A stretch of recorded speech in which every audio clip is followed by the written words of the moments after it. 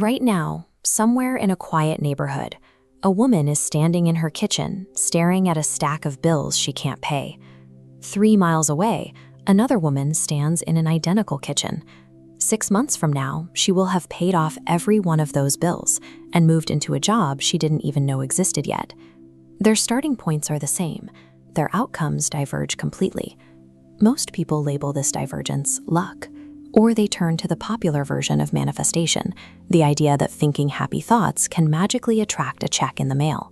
Smart, skeptical people tend to throw the entire concept out because that version lacks any basis in reality.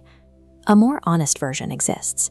Your income, your relationships, and your health are built on a neurological blueprint. Underneath your results is a stack of habits and emotional reflexes that dictate the life you're standing in. This begins in the brainstem with a cluster of nerves called the Reticular Activating System, or RAS. This is your brain's high-capacity filter. Your senses are bombarded by millions of bits of data every second. To prevent immediate sensory overload, the RAS blocks nearly all of it, allowing only a tiny stream of relevant information to reach your conscious mind. You experience this when you decide to buy a specific car, like a red Tesla, and suddenly see them on every block. The cars didn't appear overnight. Your brain simply stopped filtering them out. This filtering extends beyond visual objects to abstract opportunities.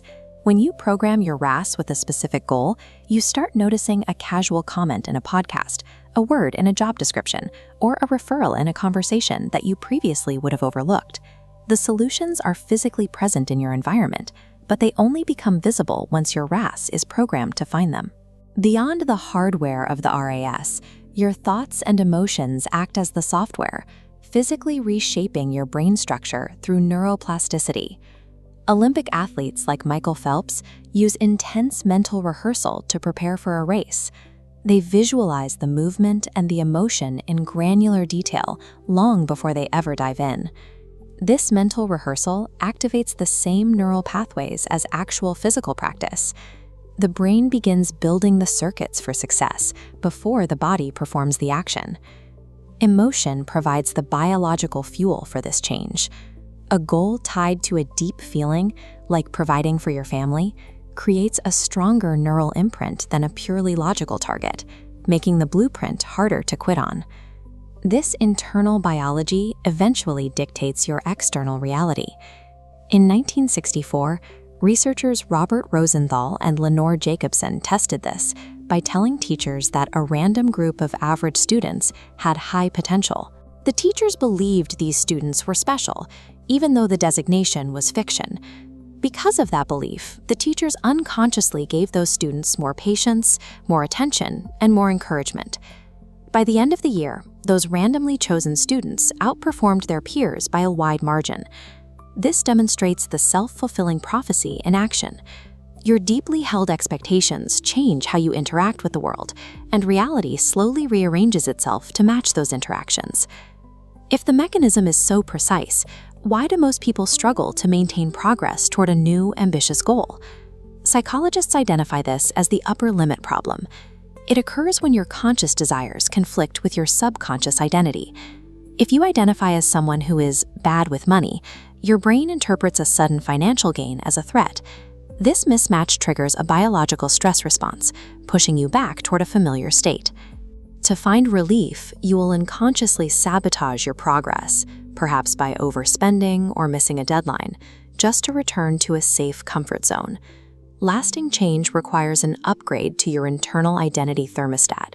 Without that shift, your biology will always pull your results back to your old settings. Understanding this neurobiology is only the first step. You have to manually rewire the system through deliberate repetition. It takes roughly 45 days to reset your neurological blueprint. The protocol begins with intentional mornings, 60 minutes away from your phone, spent on meditation and visualization to shift your brain from a state of stress to a state of focus.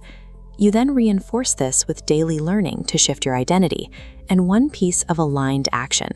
Even a small step, like registering an LLC or making a single post, turns passive thought into physical progress. The day ends with a gratitude check, naming 3 specific things you are thankful for today. This physically trains your nervous system to operate out of a mindset of abundance rather than scarcity. This framework is effective because it forces the brain's hardware and software to adapt. Deliberate repetition is the only way to forge a new blueprint. We return to that quiet suburb at golden hour. The two people from the opening are no longer in the same position. The divide between them was not caused by talent or the economy.